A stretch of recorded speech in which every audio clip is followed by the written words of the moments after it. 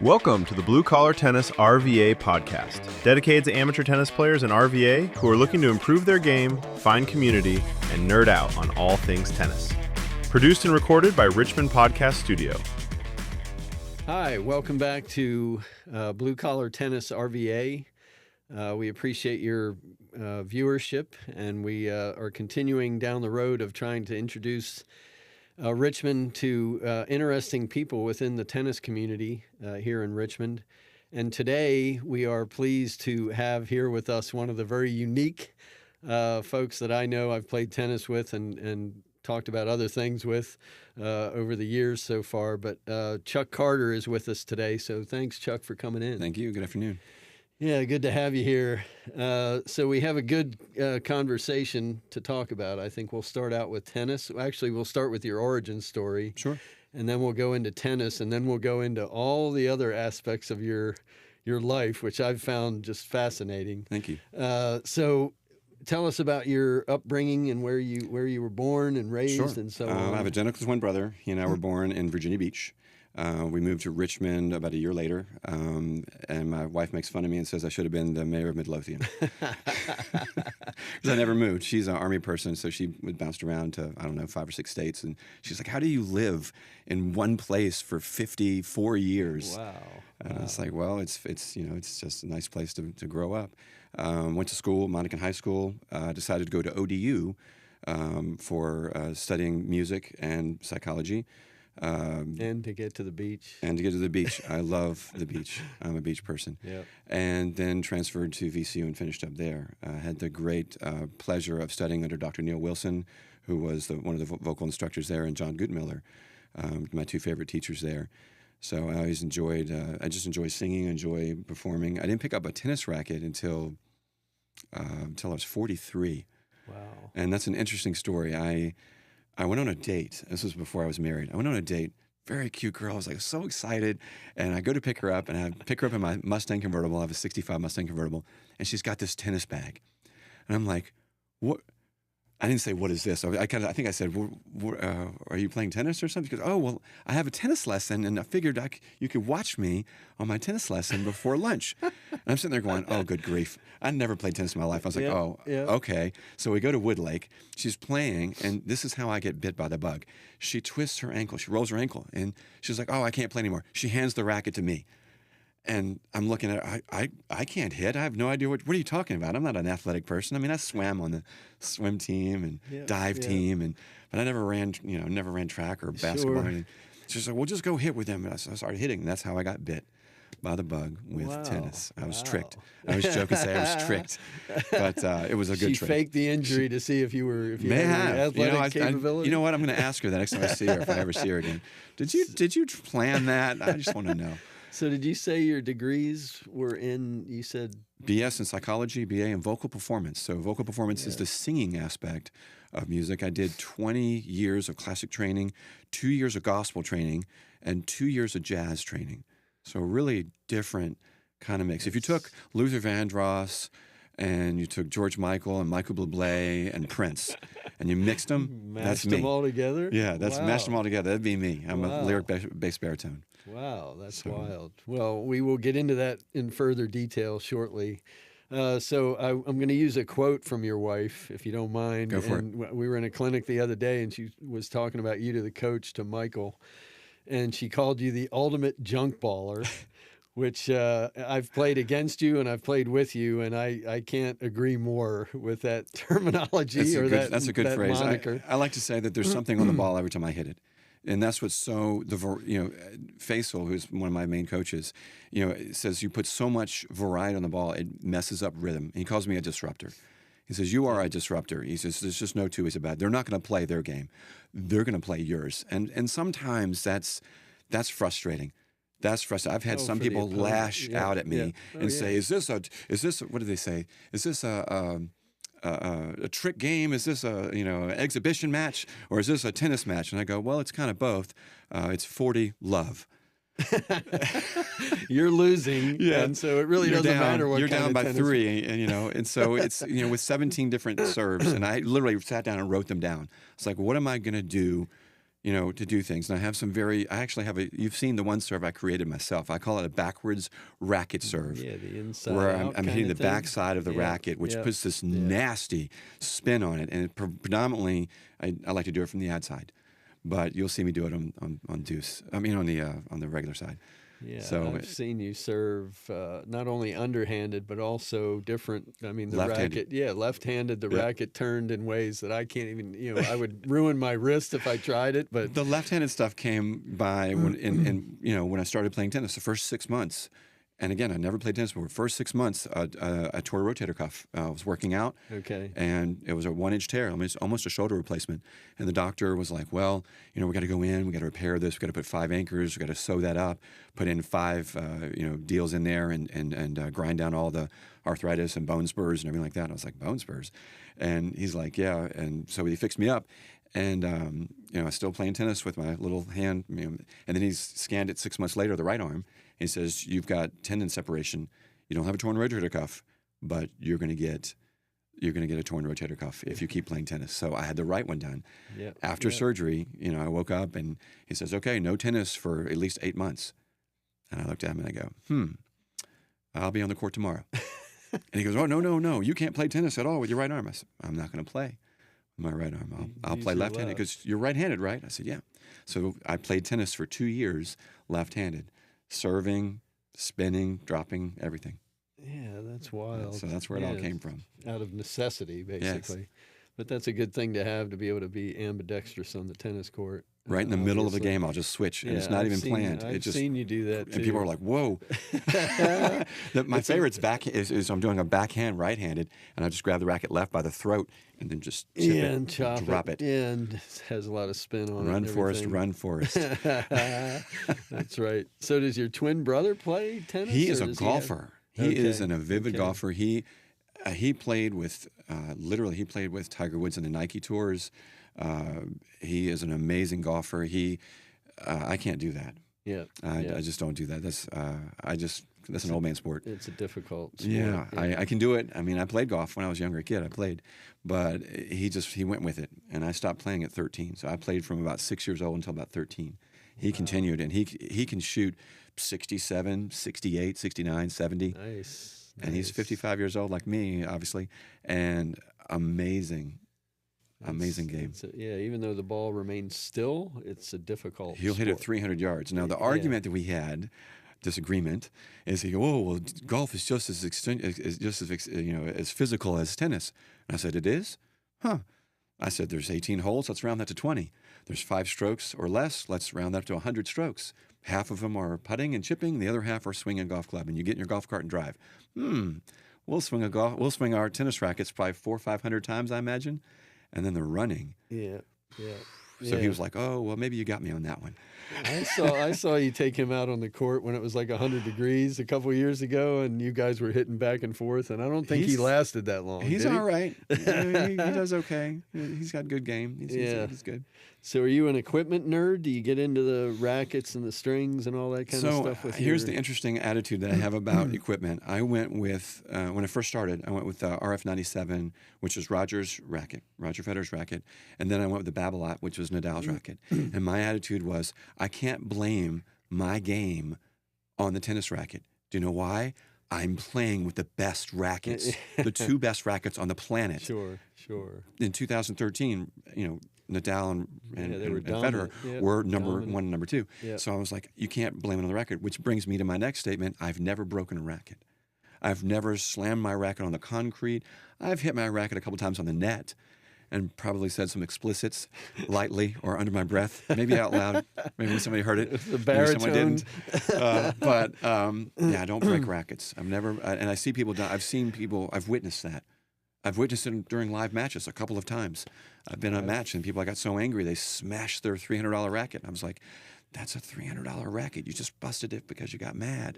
I had a Babolat back in the day, and I turned and spun around and fired it at the back fence, and unfortunately, it hit one of the posts. Oh, snap! Crack. Yep, it cracked. So that's when Joanne looks at me and goes, What, really? She's like, you needed to do that, and I said I was extremely frustrated. But yeah, the game can be just like golf. It can be very frustrating. You've got to go in and just go. And I'm a very logical person, and you got to go with a very logical approach. And there's times you get emotional. I mean, we all do. Yeah. And sometimes I lose it, but I'll let go of it. As soon as I lose it, I let go of it. I'm like, okay. Reset. You have to reset. If you're going to win the game, if you have the mindset that you're going to win, I have to win this no matter who you're playing. Sure. An equal player or a higher player. Yeah, I agree. I mean, it is I would say 60% of it's between the ears as far as what you're doing out there. Because as you said, the physical part is one thing. The strokes and everything else you can practice. The mental aspect of it has to be a matter of discipline. We all have, this is a strange statement to say to you, we all have the same ability as Roger Federer. We do. We can backhand, we can slice, we can forehand, we can drop it, we can run forward, we can run back. He might have the more endurance to play for 5 hours, and we can only do 2 or 3. But it's just a game of mindset. It's a chess game. Yeah. It's setting it up and then putting it away, causing the stress, magnifying the stress, and then finding that put away shot that you want to put away. Yeah. Whether it be a drop shot or something really hard. That's your other degree coming out. Not your vocal degree, but the psychology. The psychology was fun. I took that to understand human behavior because so many people do so many crazy things, and understanding what motivates a person to do or say the things that they wanted to say and do. And that really made me a very rounded individual, being able to talk to anyone of any level, of any type, of any time. Yeah. Wow. So I think that's a good segue out of tennis. We had an in-depth conversation the other day about your automobiles. Sure. I know you're a collector and you work on Mustangs in particular. Correct. 64 through 68 Mustangs. Yeah. I've gone through, and this is a pretty bold statement, I've gone through 60, 70 Mustangs in my life. So you refurbish and resell. Correct. Obviously, you're not storing all those in some lot in your one time before I was married. At one time, I had 17 Mustangs at my house. And the girl I was dating turned to me and says, "If you bring one more Mustang home, I'm out of here." And I said, "There's another one coming on Thursday." She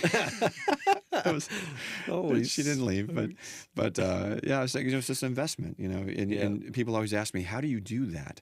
And the answer is, you search every day. If you are interested in something, you search every day. Not an obsession, just a habit.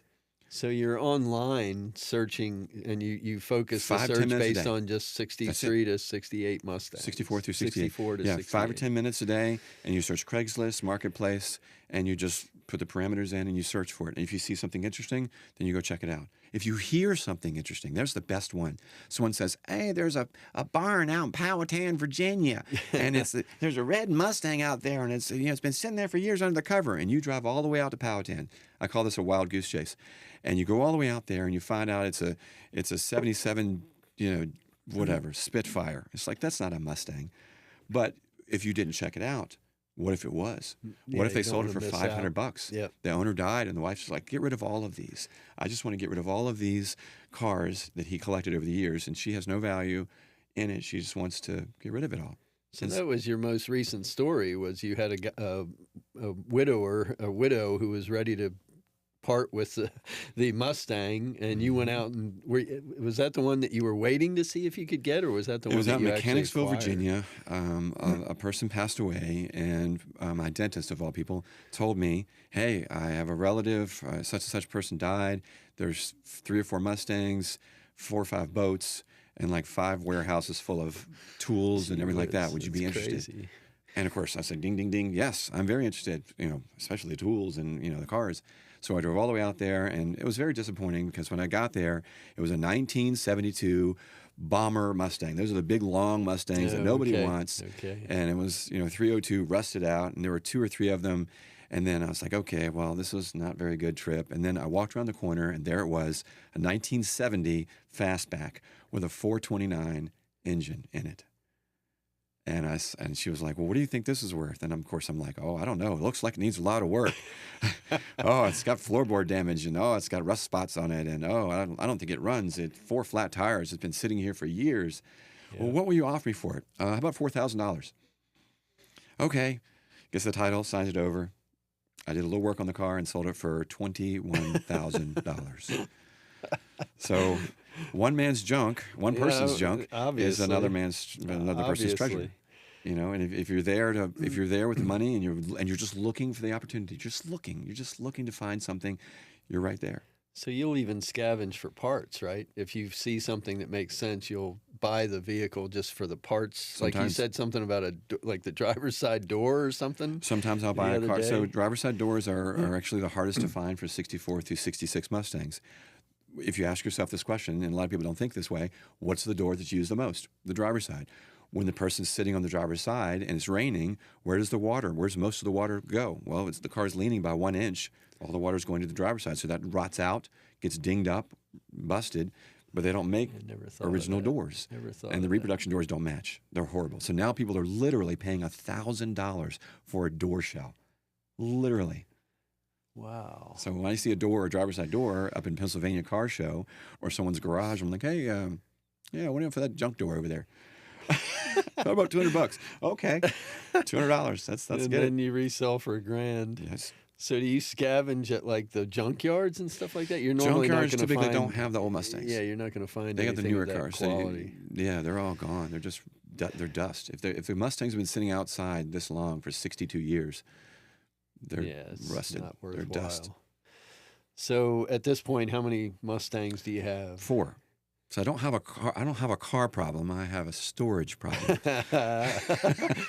So those 4 are on your property. All restored. I have 2 at the house. I have the purple 66 convertible, the 66 red convertible, and then the 2 fastbacks are at 2 different locations. I have 2 storage places for those. I have a GT black fastback, and I have a blue fastback 65. What did you drive today? If you don't purple, mind? I call it Purple Rain because it says PUR Rain. Saw that at the club the other day. Plum Crazy. It's called Plum Crazy Purple.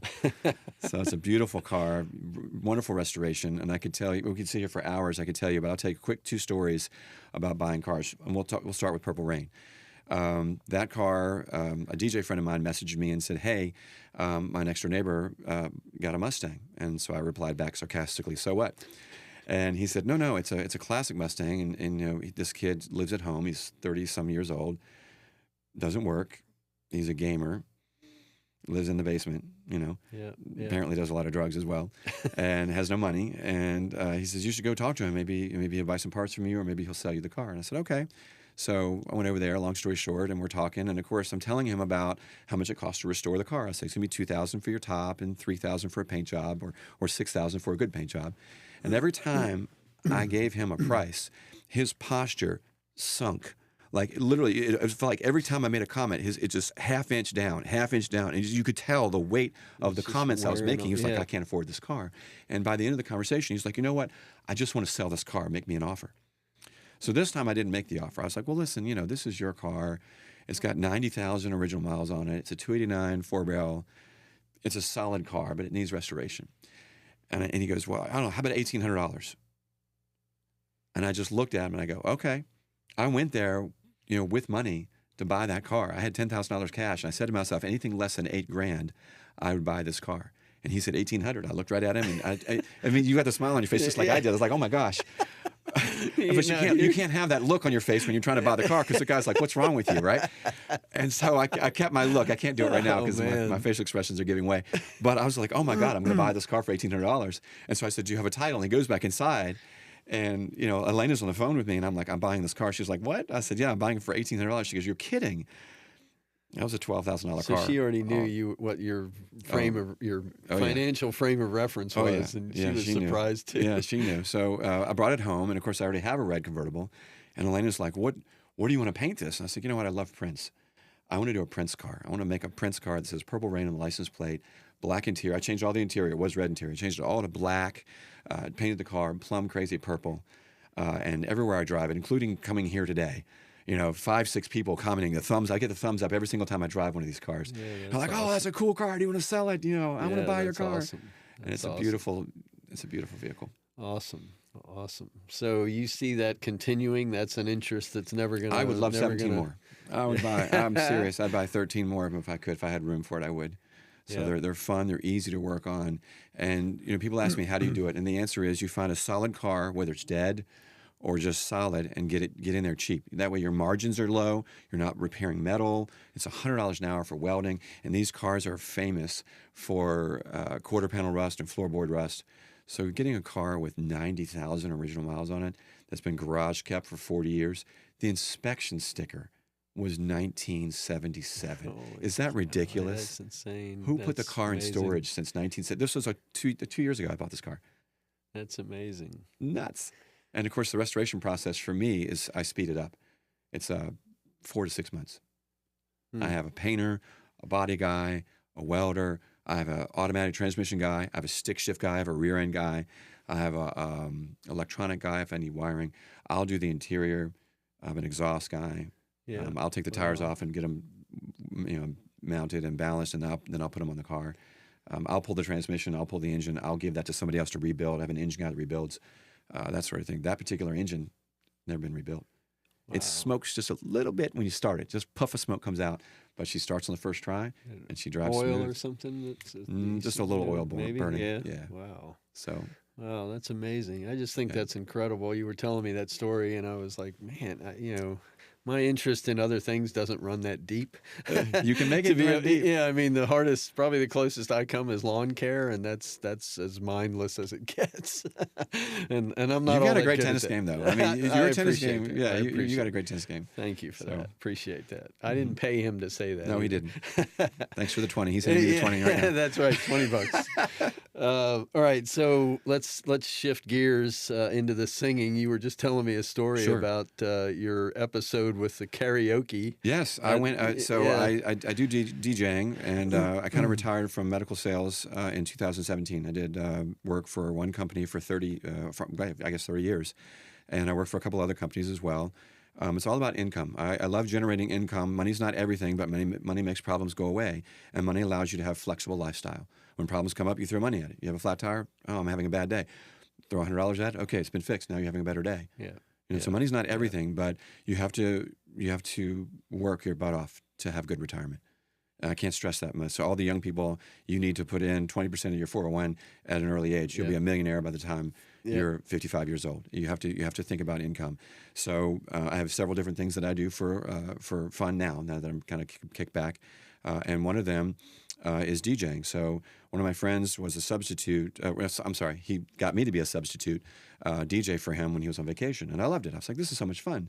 And of course, I've always done karaoke. My brother owned 3 restaurants. One of them was a karaoke restaurant called Caddy's on Midlothian Turnpike, and that's where I started singing karaoke, and that's a lot of fun for a singer, So I was doing a DJ job for American Legion last week, and one of my friends called me and said, hey, they have a karaoke contest at Uptown Alley. And I was like, really?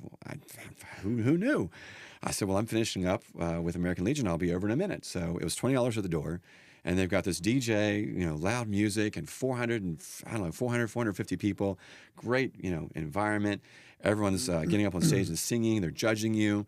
And I looked at the crowd, and I said, okay, we got an R&B crowd. It was 90s R&B was the title of the deal. I said, okay, 90s. I can break that down logically. What was the most popular song in the 90s? And the first thing that came to mind was Nobody by Keith Sweat. And there's a lot of girls in the audience. I was like, okay, I'm just going to kill this. I'm going to get up here. I'm going to kill this. So I get up there, and I sing Keith Sweat.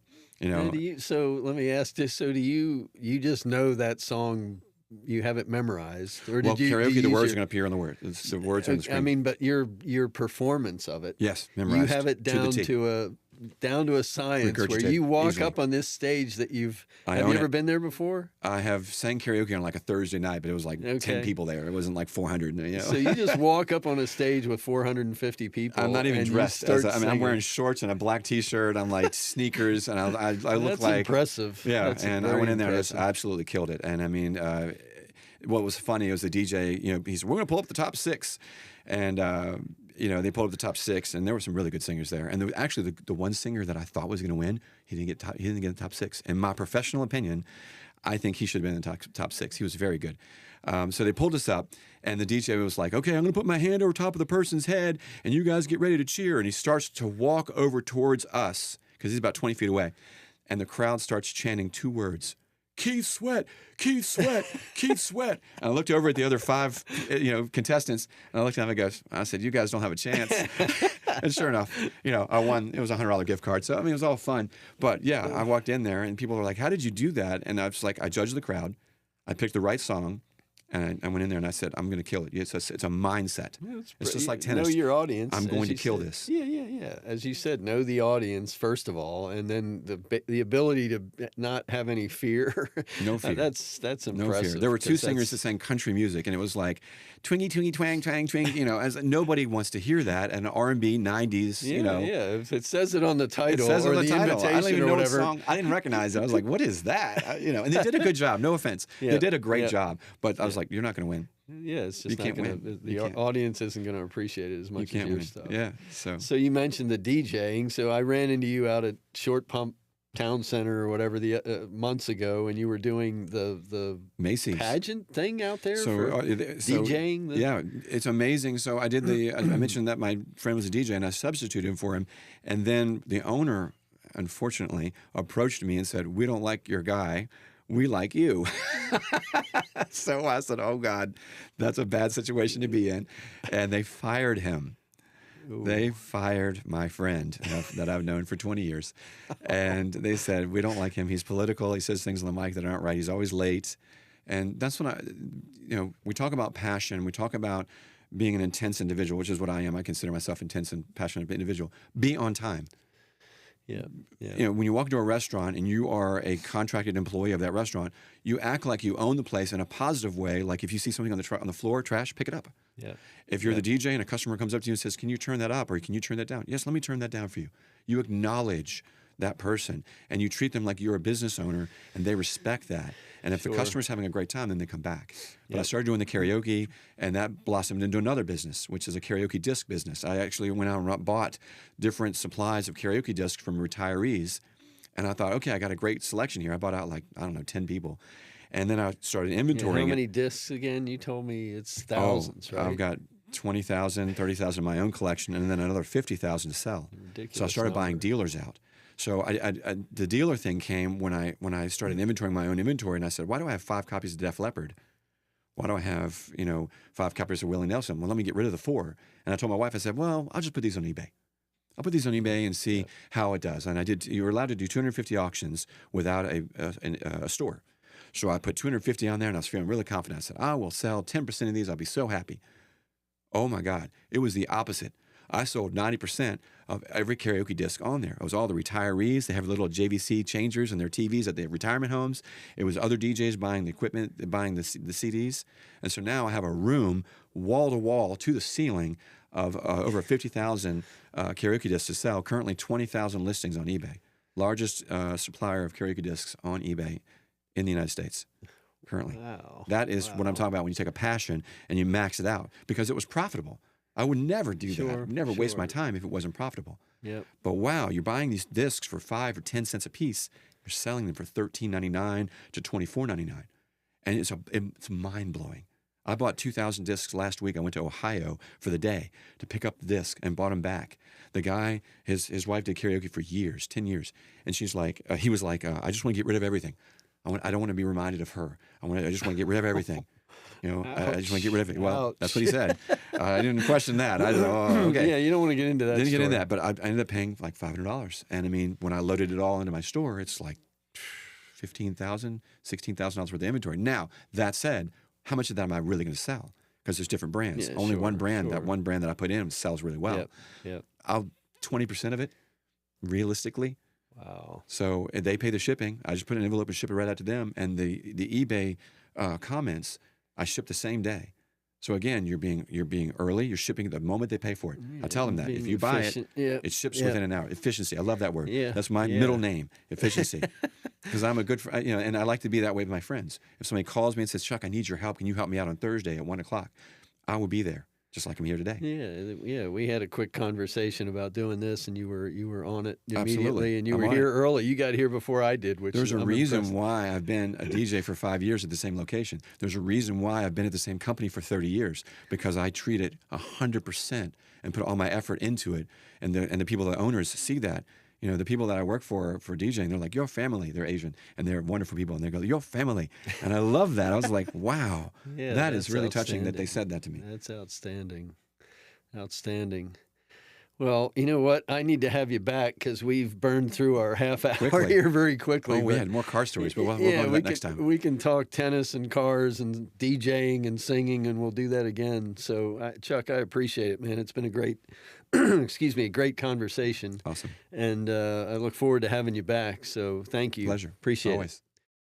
Hi. So our second guest in this episode is Casey Thomas. He is the general manager at Westwood Club here in Richmond. And one of our goals is not only to talk to tennis players, but also to talk to people who have a different association with the game here in Richmond.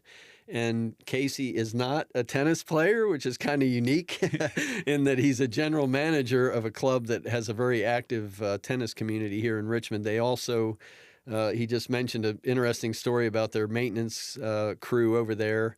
And then they've also gone through a recent renovation. So we're going to talk about some of that, if not all of that stuff in the next 20 or 30 minutes. So Casey, thank you for coming today. Tom, thank you so much. I'm honored to be here, and I don't want to blow up the spot on your location here, but this is a top-notch facility that we're in. Most people here in Richmond wouldn't even know it exists, but I was blown away in the waiting area out here seeing the different awards and the famous people who have walked through the doors. So I can't believe I'm here with you. Yeah, no, I appreciate that. And yeah, thank you again to Filmspire and Taylor and Mars, the crew here. We do appreciate it. They make this very easy. And thank you for that plug. I'm sure they appreciate it as well. But yeah, it is a very unique location, and what they do here is impressive. They're recording music, I think, today in one of the other studios. So yeah, very neat place. So let's jump into your background. So I'm interested in the club management and so on, but I'm curious where you grew up and what your origin story is what I call it. So Yeah. How's that play out for you? What's it look like? I'm just a kid from Fairfax Station. Oh, okay. Born and raised in Fairfax Station, grew up in a family where my father owned restaurants, so I got into the hospitality thing at a young age, but my actually first paid job was Domino's Pizza. And so I'm still through and through a Domino's supporter, and it really taught me a lot of things on the hospitality end. Nice. Ended up going to college at James Madison. And when I was at James Madison, I wanted to be a business major, and there's a bunch of different disciplines within the College of Business, and was kind of struggling to figure out which one I wanted to do. And I took an Intro to Hospitality course, and in that course, I had a fantastic professor who I now call a friend and a mentor, Dr. Brett Horton, who kind of asked me, what are you doing this summer? It was the summer of my junior year. And I said, I don't know. I think I'm going to go home and wait tables this summer. And he said, you ever thought about going to California? Do you want to work in a club? And I was blown away. Put me into an internship at the Bohemian Club in San Francisco, California. Holy smokes. Which was my Wow. first real introduction to clubs, which got me into the hospitality end of JMU, into the club scene. And So that was an internship? Out in internships California. in the Wow. heart of San Francisco, right in the middle of the city. Spent 2 summers there, 10 weeks at a time. Really got me into clubs, and it was a different side of the hospitality industry that I had been on before. I was on the public restaurant side with my father's restaurants, and with Domino's Pizza, it was more the fast casual delivery yep. side of things. Even though I never drove a delivery, I made pizzas. I'm still proud of how fast I can make a pizza. But did the club thing, and So was that club a tennis club, or was that golf and no, it No? was none of the above. It was a city club, and if you want some conspiracy theorists, if they're listening now, just Google the Bohemian Grove. It's a 3,000-acre redwood forest there in Sonoma, California. It's part of the Okay. Bohemian Club, and essentially, it is a club where it was an all men's club, so similar to some that are in town, but some very famous political figures going back hundreds of years were a part of. So okay. it was a club centered around the arts, but it got me into the club scene as a career, and ended up getting me from there over into Charlottesville after college. I moved up there and was at Farmington Country Club for a little while, Nice. which was my first introduction to the tennis side of things. Up at Farmington, it's a full service country club, one of the nicest in the country. Their team up there is incredible, and saw tennis for really the first time on what really well manicured courts, both indoor and outdoor were, and folks that were using the club. And I was on the restaurant side of things over there. Okay. So while I saw tennis, I wasn't as closely working with them as I am now.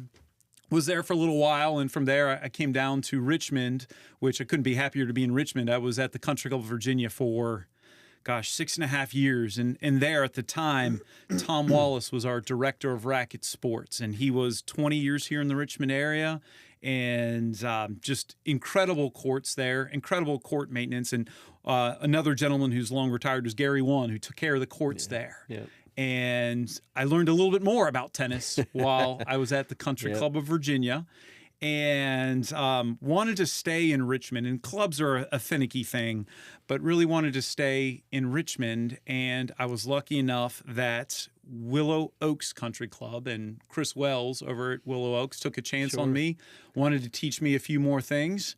So I went over to Willow Oaks for 8.5 years, and moving to a smaller club, you're fewer employees, so you're working more closely, and you feel more connected to the different departments. And then I really started to learn about tennis and learned what USTA was, USTA leagues, really appreciating the pros and their work ethic. You'd never realize that. I think of the food and beverage folks in clubs, we work a lot. But the tennis pros and golf pros too, but tennis pros are there from sun up to sundown, teaching lessons, putting on clinics, working with the youngest members of the club with junior tennis and cheering them on from JTT teams. So I saw all of that at Willow Oaks. And then I was really fortunate about 4.5 years ago, there was an opening at Westwood, and I was feeling like it was time in my career to become a general manager. And my boss at the time, Chris, said, I think this is a good opportunity. It is a private club that doesn't have golf. So becoming a general manager at a club that doesn't have golf, it's kind of less headaches for you to worry about. You're not worrying about grass turning green. Yes, you're worried about one thing. It's a good step for you. Went over to Westwood. And I don't think any other private club in America, with the exception of true tennis clubs, right? And you see them out there, but there's just not as many of them. You're not prepared for tennis. And tennis in Richmond, tennis at Westwood is on steroids. And I mean that in the best possible way. The best steroids that don't cause any harm to you, that aren't illegal. What we've got going on at Westwood is pretty incredible. There's 20 tennis courts, 7 teaching professionals. Miguel Castro, our director of racket sports, Miguel's been there for 19 years now. And it is a community of tennis players. It is a program that Miguel has built that is funky. It's unique. It's fun. It's just different. When we're on Blue Collar Tennis, and I know we're at a private club, but there's just something fun about playing tennis at Westwood. And so that's where I am now. Yeah, well, first of all, you don't look old enough to have all that experience behind you, so that's a testament to your gene pool, I think. Secondly, I can't agree more with Westwood, and the part of the affinity for that club, and part of the reason I wanted to have you on is because when you go play tennis over there, let's say 99% of the time, the opponents are so accommodating and so willing to say, hey, hang out afterward and have a drink with us and just be casual, and don't take this as as you said, it's less like a private club, and seems very, very inclusive otherwise to everybody that's even just participating against Westwood. So yeah, I like that atmosphere. The patio that you guys put in is just, that's perfect. Perfect not only for like something like the Anthem Challenge, but also just perfect for a USTA league match when you go out there and you have a drink afterward. It's a great place to hang out. Thank you. So now you've also said that you've just gone through a major renovation on your second floor at of the clubhouse, right? So what does that look like at this point? Is that completed, or what's the status? Gosh, we are days away. Wow. We are a substantial completion date of about 2 days away. So Nice. It's a big renovation for the club, and really, this project, it goes back 10-ish years, well before I was there. But our board of directors and clubs are also finicky for folks who aren't a part of them. They're governed in a really interesting way. We are a club that is a member-owned club, which about 90% of the clubs here in the Richmond area are member-owned clubs. We're a 501c7 tax-exempt private club, but essentially what that means is we have a board of directors that are members of the club, that are they are voted, they have terms, and I answer directly to them. And you kind of think of it like almost like the Richmond City Council, where you have a mayor and then you've got the city council. And unfortunately, I don't get voted in. I say unfortunately. Maybe that's a good thing that I don't get voted in and voted out. The board hires me. I work directly for them. But the board of directors really makes strategic decisions for the club, and I carry out the day-to-day operations of the club, me and the team that I'm with. But I say all that to go back 10 years ago. The board decided that Westwood needed to grow, and there was a series of things that Westwood needed to do. And this current renovation we're on is the third part of it, third and final part. But the first step was really before the first step was we put a new bubble up over two of our deco courts. Over there on the left back corner. Two of those. So we put that on about 2014, 2015. We then did a project where we added lights. So most of our outdoor courts are lit. Before this, they weren't. And at the same time, we added childcare. So we have a kids club and a youth room, which was a great strategic move way back when to get ahead of that curve.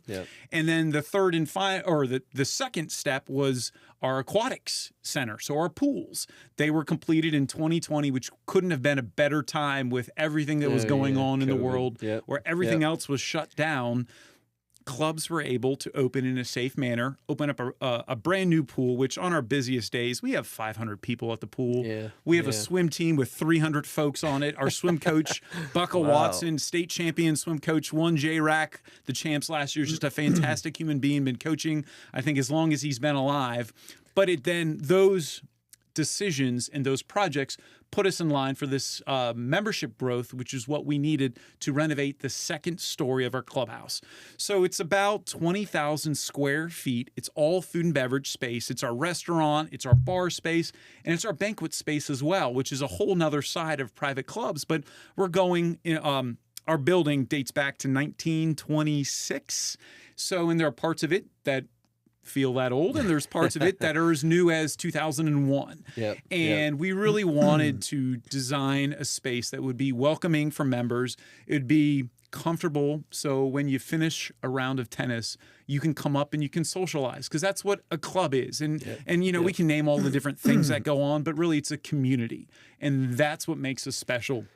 And our community just needed a space that looked a little bit more, it needed to be freshened up. 21st century. We had it had lived a good life, so many memories in those places, but clubs, you need to continuously invest in yourself or you're going to become irrelevant. And so we did that, and we are actually finishing up. We have a big a grand reveal for our members at the end of March, and then just a few days later we open up our restaurant space, and then we go over and start our project on the other half of the clubhouse, which is our banquet space, which is super important. That'll go through August. So come August, our entire second floor will be completely renovated, refreshed. Our friends at Chelstrom & Lee, our general contractor, and Glavane Homes, who's our architect, have just done a tremendous job bringing us up to date, because we have about 1,100 families. I was going to ask you what the membership was before and what it is now and what you perceive for the future. So we're about 1,100 members right now, and quite honestly, we're close to the top of our membership. We're tapped out in terms of resources. I would love to add, if money weren't an object and we could just buy more land. We need more land for tennis. Your footprint is limited by the property, right? Yeah, it is. That, and in the wintertime, so we have 7 indoor clay courts. And it's difficult for all of the tennis folks who want to play tennis. There are 7 courts, and there's time, but our folks want to play tennis multiple times a day. And so we need to solve for more courts, because there's so much tennis going on in America. I just saw a fact a couple of weeks ago that in 2025, something like 27 million rounds of tennis were played in America, and it's a sport that really picked up during COVID, and it keeps growing. Yeah, I hadn't seen those numbers, but you can just by the number of podcasts that are going online, excuse me, that are coming online right now, relative to what was out there 5 years ago, it's crazy because everybody's doing a podcast now related, whether it's amateur tennis or professionals, retired pros or current pros that are doing their own thing online with a podcast. And it's because the attention and the audience is out there. Yes. And they're starved for that. They're starved for the interaction, and they're starved for the information too, I think. So, we had a young lady come in just reviewing the studio, looking at the studio for her podcast, and she said, "Oh, tennis, I'll have to watch this." It's like, okay, just out of the blue, she's like a tennis fan. So yeah, it's very interesting. I think you're on the right track as far as what you're doing, as far as making that. I don't know that you could make the club any more accommodating, but it sounds like it's going to be a wonderful upgrade that you've put in place, and that's a great thing. Thank you. So that decision was partly done by the board and you in concert with them to say, okay, here's how we're going to do this. We bring in the architects and we figure out what makes the most sense. Is that the way that played out? Oh gosh, Maybe it's not a process. that easy. In private clubs, it's tough. Yeah, it is really, really tough. It's a lot of, I don't know how much blood, but a lot of sweat and tears were put into this by folks over the years. And essentially way back when, so in 2015, they put together kind of the 30,000 foot view of what they wanted to do. And we stayed at that 30,000 foot level until about 3 or 4 years ago. So I took over at the club right after they completed the pool project, and the general manager before me was a fantastic individual, Dan Moscar. He took a job up in Northern Virginia at another club, and so he handed off what was the Westwood 2020 plan over really to me, but indirectly to me, to the board. And the board then finding a new general manager is a process in clubs.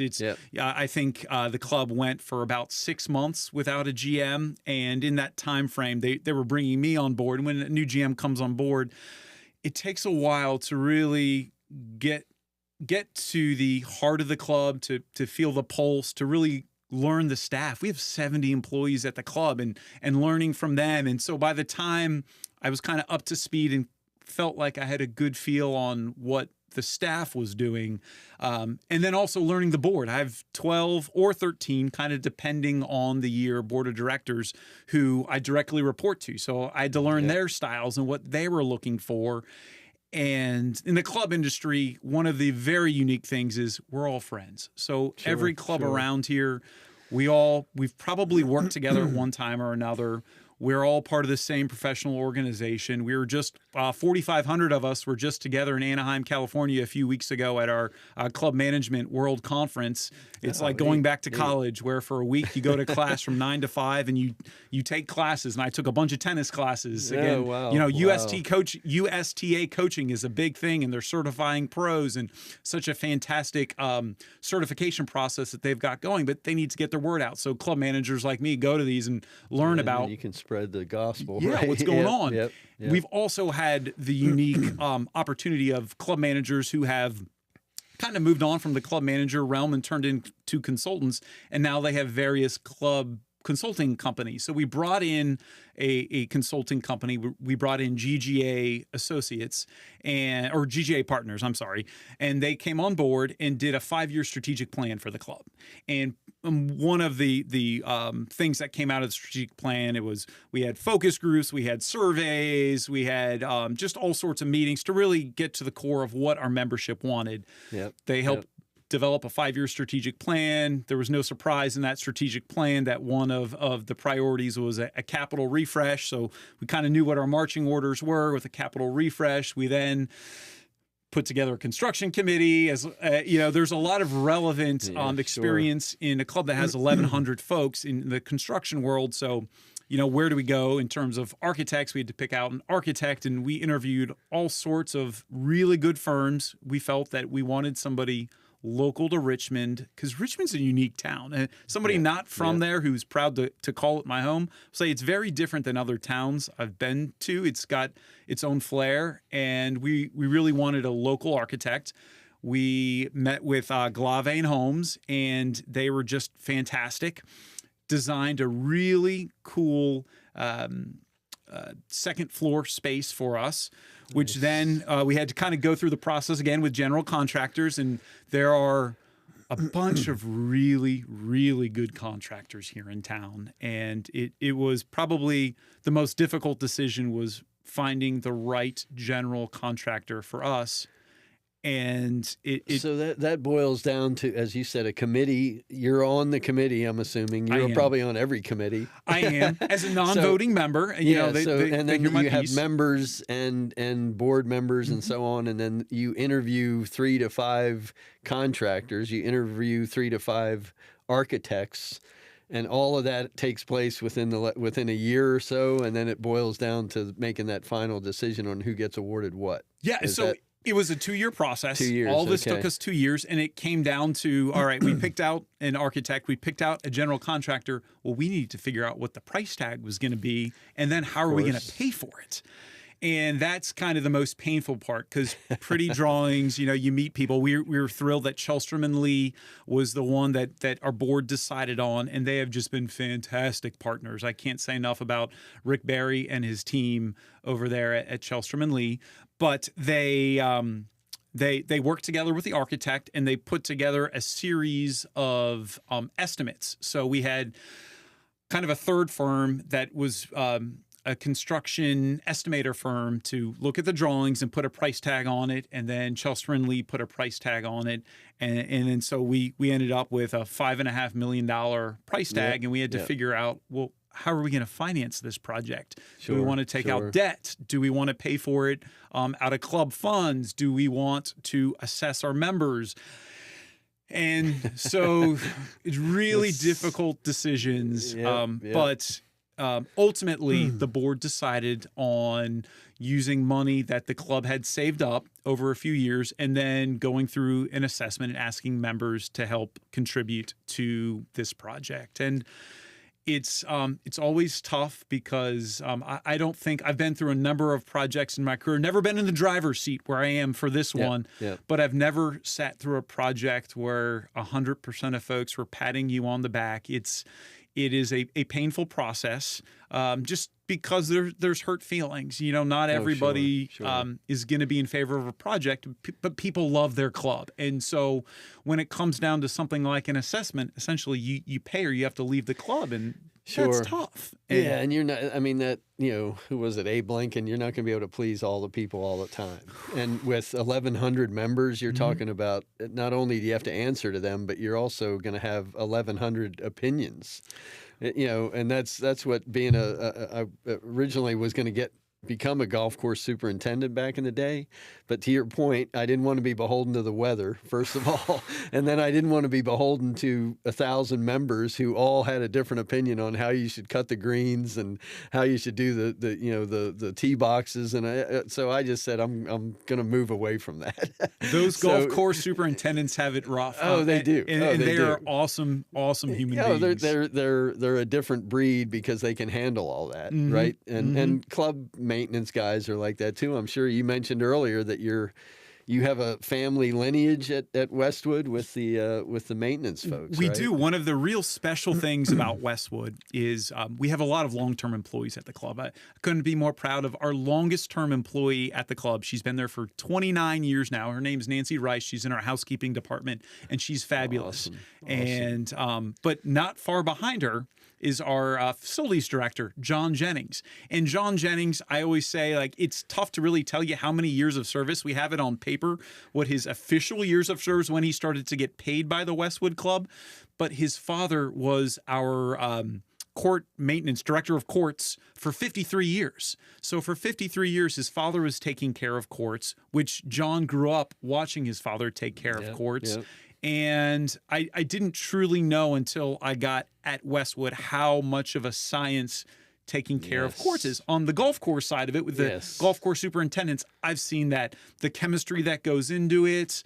But you also see on that side of things, a lot of these guys are graduating from colleges that have programs to put them into agronomy. Yeah. You don't Yeah. see that on the tennis side. Yeah, not on clay. No, Yeah, no, maybe on and- grass at Wimbledon, but not on clay. Right. It's a whole different animal. It So is. John and his father before him, they have samples going back for 30 years of the hard, true clay. So each year they could see the clay that was coming in, because most of this clay, the hard true that you see in this green stuff around, the U.S. and a lot of the world, all comes from outside of Charlottesville, and it all comes from a quarry up there. I had no idea that this was happening. But taking care of courts is really like taking care of your lawn, and you have to do it. For us, it's twice a day, every day of the year we take care of it. We water the courts, we roll the courts, we rake the courts. And sure, there have been advances in technology. And so there's different types of courts you can get into, the sub-irrigated courts, the hydro courts. We don't have any hydro. We're all either hand watered or sprinkled. It takes a lot of manpower to maintain, but they do such a nice job. And they're out there, just before 6 a.m. once we get into court season, and then again in the afternoons, making sure the courts are ready for our members to play. Yeah, that's on the one hand, it's amazing. On the other hand, it's also high pressure because, as you said, some members want to play twice a day or something, morning and afternoon, and they expect the courts to be pristine every time they walk out there. And if they don't see that, where's the complaint go? Probably to you first, and then it has to trickle down to, or to the pros or whatever.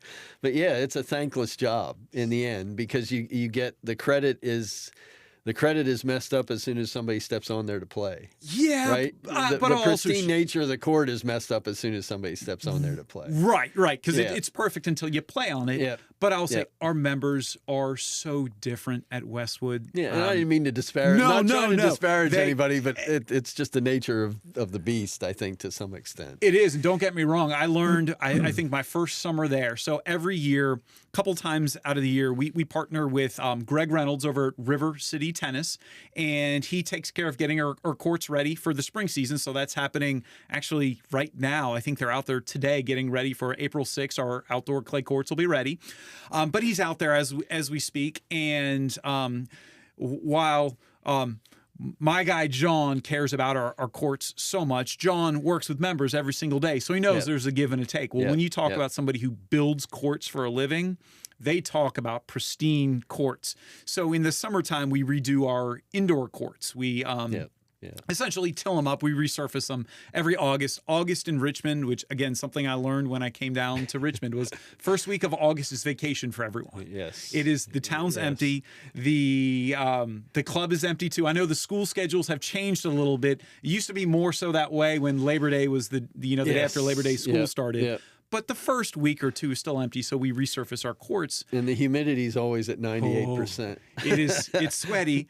Yeah. But my first year there, and I'm used to no downtime. We got to get these courts ready, and we opened the courts a little too soon. But we learned a valuable lesson: when you resurface a court and you don't let it cure for about a week after work finishes, it's going to be way too soft. It can cause injury. But it really causes a lot of upset members. Yeah. And that's what we want to stay away from. And we learned that summer. I actually learned how to maintain courts because John was on vacation, which he should be. He was on vacation that first week of August with his family. River City Tennis was doing the resurfacing. And suddenly we opened the courts, and I had to learn really quickly how to drive a roller and rake. And really, there was nothing I could do at that point. It was a matter of courts have to cure, but there's a science behind making the courts ready and playable. And John and the team at Westwood, they're just top notch, and they make it easy. I hear from people, but 90%, 95%, it's compliments. But there's always something. There's a water spot here after it rains, which is just helpful to us because every year you're looking about solve the problem. How do we regrade it? What is underneath the clay? What's going on? Our friends up at Hard True are fantastic for doing surveys to tell us what to do on the courts, and we're just in an excellent position at Westwood where when something needs to be done to the courts, we're able to fund what needs to be done to make sure they're the most pristine courts as possible. Yeah, so the indoor clay is a whole nother story versus outdoor. It's a different maintenance schedule. It's completely different just because of the amount of sunlight and the heat and the humidity and everything else. The fact that you have somebody that dedicated to it is outstanding, because you can go to a court and a club and see where the maintenance level isn't the same, and it makes a difference in the way the court plays. It makes a difference in the idea that somebody's going to want to complain about it. They're going to be more open to the idea of complaining, because they see, hey, this isn't being taken care of the way it is at a club like Westwood. So that's admirable. That's great that you've retained that family lineage on the maintenance side of things there. That's incredible. Every year it pays its dividends. Tenfold. He's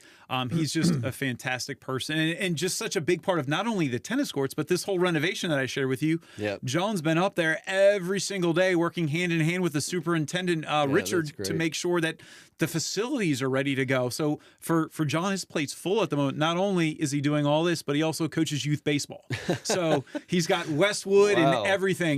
And if you can imagine, if something can go wrong, right? We're a building, so you're going to have 400 people there or 500 people for larger events. If there's a pipe that can burst, it's going to burst. If there's an electrical problem, if there's a roofing problem, even though we do the best that we really can in terms of upkeep, there's always something in a working building that's going to give way. You're going to have a wedding and the air conditioning is going to stop working, and it's the middle of August and you're like, what is going on? And John's on the baseball field getting the phone call that an air conditioning unit goes down. Fix the air conditioning unit. Yeah, or you get into club challenge time. I mean, club challenge is huge at Westwood. Yes. Something I didn't know too much about. I knew a little bit. I was on the periphery of it before at my prior clubs, because we were the rain sites. So if it's going to rain in Richmond, and it's that, the second or third weekend in September, depending on how the calendar falls, it's Club Challenge weekend. And where are you going to go? You've got 1,200 players in the Anthem Club Challenge, or now, I'm sorry, it's now the Talheimer Club Challenge. And where are they going to go? And Westwood has been lucky enough to be the host for 20 plus years, I want to say. And a few years ago, because of COVID, we split the program between Salisbury and the Westwood Club. And it's really been a great partnership with the Richmond Tennis Association, RTA folks. JP LaFour's over there, who is the outgoing president, really just has done amazing things for Richmond tennis, and bringing a tournament like that to Westwood. It's been so much fun. We get to open up the club to 12 teams, really 11 other teams, depending on the year. Every year there's different draws, so we get to see hundreds of folks playing tennis for a weekend. Yeah, it's a great event. Anybody that's not familiar with the Talheimer Challenge, it's, as Casey said, it's a weekend-long event. Multiple teams come together, compete and play tennis and socialize also. Really well done, but as you said, between Salisbury and Westwood, they coordinate it Friday to Sunday, and weather permitting, it's an outstanding event and something everybody should experience at least once in their life. I think just to see the level of competition and the excitement that goes along with it. It's a really cool event in Richmond, and a lot of people don't know about it unless you're a tennis fan or nut. You're familiar with it, but otherwise, just come out and watch it one weekend. I think it's a worthwhile thing. It's exciting. They start. It's great. They shifted the tournament a little bit. They're starting on a Thursday night now over at Salisbury. That's right. I forgot about that. They get bands out there. They get the 5-0 level players. So the 5-0s are the best. I forgot about that. Or the highest level, I should say. Highest level tennis players, music going on. And Sunday this year, the championship site is Westwood. So we'll have the 6 teams competing for the crown. And it always goes down to the wire. It always does, yeah. I feel like I was kind of spoiled, because on my very first year at Westwood, so that was 2022, the fall of 2022, we won the club challenge, and I started at the top of the mountain, so it was such a relief. And that was a year where it started pouring that Sunday afternoon at 3 o'clock, and so matches got kind of pushed everywhere, and it wasn't until about 10:30 or 11 o'clock at night that yeah. they actually, the points all equated, and Westwood had won, and there was a big sigh of relief. And it's kind of like when you win the Super Bowl. Miguel Castro was just as excited as he could have possibly been to see it. The players on the team were excited. I'm sure the celebration lasted well into the night, I would imagine. It was incredible, and Yeah, it was that's just great. it felt great because kind of behind the scenes where the players are getting to enjoy so much of that day started with the courts getting ready at 5 a.m. and the hospitality team being there at just before 6 a.m. and then Miguel being there warming people up before 7 a.m. And so it really outstanding. when you win it all, it feels great. You're like, oh, it was worth it. And then we've had a few years where we've come in second, and you're doing that same long day just doesn't feel as sweet at the end. Not you as know, sweet. Well, ACAC had a good history of running that tournament or winning that tournament for years in a row, and then now the competition has gotten serious. Let me say more serious, and so we need to bring our best game this year. But a great event, and you guys do a great job hosting it. So yeah, I'm looking forward to either participating. At my age, I may not be able to participate, but at the very least, I can come watch, and that's a fun thing to do at Westwood. So, yeah, it's great. We'd love to have you back out there cheering on your team. ACAC every year. You're right. If they're not. That trophy, the trophy lives with the champion for the year. Yep. And it's kind of like the Stanley Cup, where it has the champion listed for each year. Yep. And a whole bunch of those are ACAC. Yep. So they had quite a run. We had a great run, but it's good to spread the wealth, if I can say that. Or, not like we're giving it up or anything, but so I look forward to that later in the year, and then also to playing out at Westwood going forward. So, and I'll look you up the next time I come over there to play, and I appreciate your time today. So great conversation. I may have you back later this year, maybe, and we'll do this again, because I think there's interest in how clubs operate and how you guys go about making sure the members are happy and the board of directors is happy. I appreciate it, Casey. Thanks for your time again, and we'll talk again soon. Thank you so much, Tom. I really appreciate it. Thank you. Appreciate it, Casey.